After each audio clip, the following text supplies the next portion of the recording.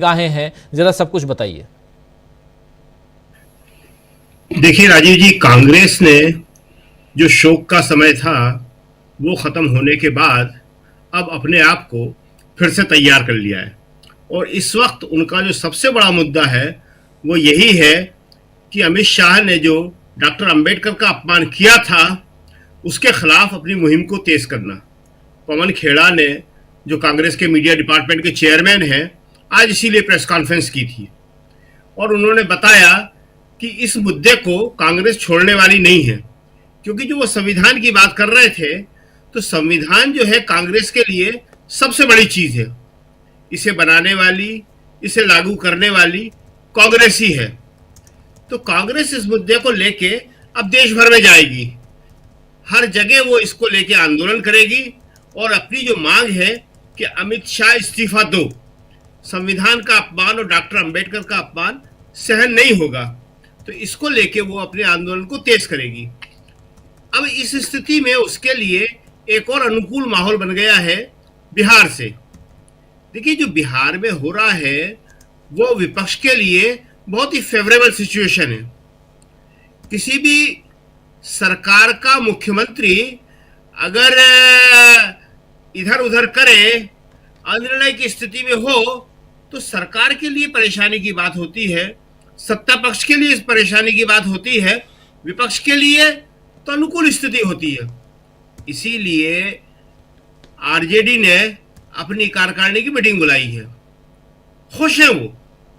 देखिए, अगर आ जाते हैं नीतीश कुमार, इससे अच्छा कुछ नहीं है। नहीं आते तो उनके अंतर विरोध जो है वो सामने आ गए हैं और उसका नुकसान जो है उन्हें विधानसभा के चुनाव में, जो इसी साल होने वाला है, उठाना पड़ेगा। जी, संजय राउत ने आज जो बात कही है वो बहुत ही महत्वपूर्ण है। मित्रों के साथ विश्वासघात। उन्होंने सीधा सीधा बीजेपी पर आरोप लगाया है कि इनके जो दोस्त होते हैं उनके साथ ये धोखा करते हैं। क्यों? क्योंकि इसका अनुभव खुद शिवसेना को है। शिवसेना ने बीजेपी का हमेशा साथ दिया और उस स्थिति में दिया जब महाराष्ट्र में बीजेपी की कोई स्थिति नहीं थी। बाला साहब ठाकरे उसके लिए किन शब्दों का प्रयोग करते थे आपको भी मालूम है और दर्शकों को भी मालूम है। उसके लिए कभी सम्मान से भी बात नहीं करते थे बाला साहब ठाकरे। तो जब वो बीजेपी बढ़ गई शिवसेना के सहारे, तो सबसे पहले उसने शिवसेना को ही तोड़ा वहां पे, और शिवसेना को तोड़ के उन्होंने जो असली उसके विरासत वाले लोग थे, उद्धव ठाकरे, उनको अलग थलग कर दिया। इसीलिए संजय राउत ने कहा है कि मित्रों को तोड़ने का नशा है। और जहां तक नीतीश कुमार का सवाल है, तो नीतीश कुमार इस बात को अच्छी तरह जानते हैं कि उनके सांसदों पे बीजेपी की निगाहें हैं, और अगर तोड़ लिया उन्होंने और तोड़ने की कोशिश की तो नीतीश कुमार उसका बदला ये लेंगे कि हम तो डूबे हैं सनम, तुमको भी ले डूबेंगे। तुम्हारी सरकार जो है, जो हमारे साथ चल रही है, वो बिहार में नहीं चलाने देंगे और चुनाव में हम आरजेडी और कांग्रेस के साथ मिलकर चुनाव लड़ेंगे। देखिए, नीतीश कुमार के पास अभी बहुत सारी चीजें हैं। उन्होंने जाति गणना कराई। एक चीज और है उनके पास जिस पर लोगों का ध्यान नहीं है, बीजेपी का तो बिल्कुल नहीं है, लैंड रिफॉर्म, भूमि सुधार। इसके लिए नीतीश कुमार एक कमेटी ऑलरेडी बना चुके हैं। कई साल पहले उन्होंने कमेटी बनाई थी। अब अगर वो लैंड रिफॉर्म की जो कमेटी है उसकी सिफारिशें सामने ले आते हैं तो उसका सबसे ज्यादा नुकसान बीजेपी को ही होने जा रहा है। सारा अति दलित, अति पिछड़ा, दलित, सारा कमजोर वर्ग सब एकजुट हो जाएगा, और जिसकी तादाद वहां पे 80% से ज्यादा है। लैंड रिफॉर्म के लिए 3 राज्यों में हुए हैं अभी तक, केरल में, जम्मू कश्मीर में, और एक राज्य ने इसके लिए कमेटी बनाई है, वो है बिहार। कहीं और इसकी शुरुआत नहीं हुई है।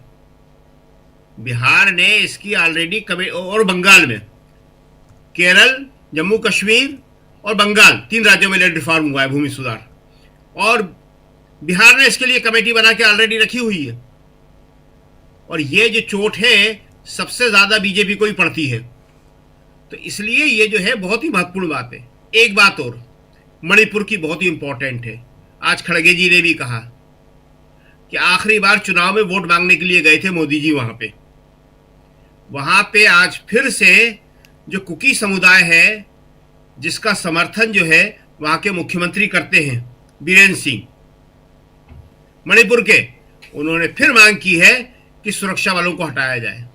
कभी आपने सुना सुरक्षा बलों को हटाने की मांग कभी कोई समुदाय करे?